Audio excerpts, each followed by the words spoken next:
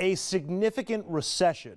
That's what we could slide into next year if Congress doesn't act. I know you've heard us say this before, and we've had to do this report on different items multiple times, but this is now according to the latest report from the Congressional Budget Office that came out yesterday. We are heading towards the so-called fiscal cliff. That's a combination of things, including the expiration of the Bush-era tax cuts, along with drastic spending cuts. Let me explain.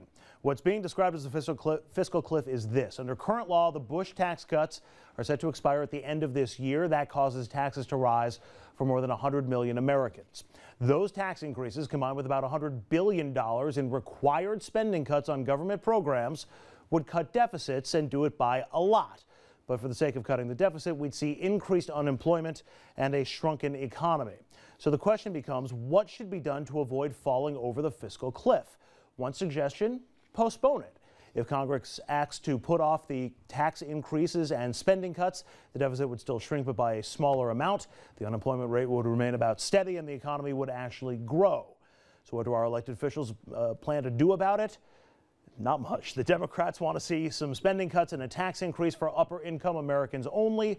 Republicans also want spending cuts, but they want to maintain the Bush tax cuts for all income levels. President Obama and Mitt Romney, slightly different variations on both those plans, but don't expect anything to happen right away. Republicans and Democrats probably not going to begin negotiating on this until after the elections, because there's nothing like figuring all of this out with a time bomb basically set to go off.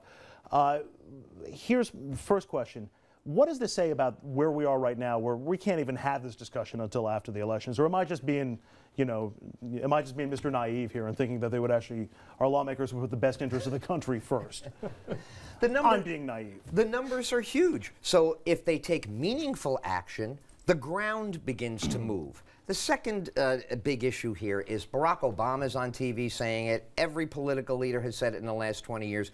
You start dropping taxes on people during a slow economy, you hurt that economy. And then the third point that Geithner has said many times, you can't tax your way out. You've got to ignite the machine starts to work, and then tax policies work on the margin. And we can have the debate over tax policy, and certainly we've had that debate plenty of times. But the other part, these spending cuts, the draconian spending cuts, Congress agreed to this. This was the part of the deal for the super committee and because of the debt ceiling problem. Right. This is the plan that everybody agreed on, these draconian changes. And now everybody's running around like, oh my God, what a terrible decision we made. Because they didn't agree to it. They agreed to it on paper, but it's almost called like the three-cart Monte. If you recall the old 42nd Street back in the day when, the porno shops and all that stuff. Before Disney. Yeah, That's a good way of saying it. That's what I should have said before I mentioned the other thing. Before Disney. You think you got an easy win and you put your $20 up, and the next thing you know, the guy that took your $20 and he's running before the cops get there. I hate to put it that way, but that's what's going on in politics. It's called punting. It's called they agreed to the cuts because, listen, we got to get elected. We got to get past the problem now, but we'll deal with the real issues later. All we care about is election day. I'm being sarcastic and telling you, and this is why half the country doesn't vote, and this is why you should vote.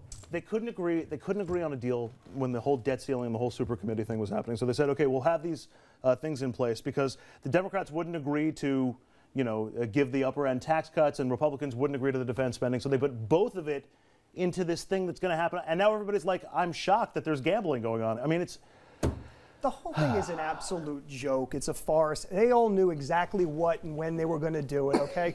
The Republicans and Democrats were on this fiscal responsibility commission, and they said, we'll do 10% across the board, knowing that all these defense contracts and all these people were going to be out of work, people here in Connecticut, people in Long Island and in upstate New York, everybody's going to be out of work, but it sounded really, really good, okay? Meanwhile, they know they're like this with their hand behind their back. Were you just talking about government spending that creates jobs? Because I'm pretty sure Republicans have disowned that entire philosophy unless it's defense spending. Well, they're private sector. The government hires a cleaning company, and then the janitor is a private sector. It's defense stimulus as opposed to domestic stimulus. What about this great 10% across the board that's been around since Reagan? People love to pull this out of thin air as well. The real cuts that we will or won't make are never going to be across the board. The American people want them to be a zigzag line. Priorities do matter. Yeah. There should be no across-the-board anything. We're too Definitely. smart for that. Definitely better rhetoric than it is policy. All right, we're going to take a quick break. When we come back, a 5-year-old was told by his principal to turn his shirt inside out because it had the wrong team on it. That's one of our Talk of the Table stories coming up next.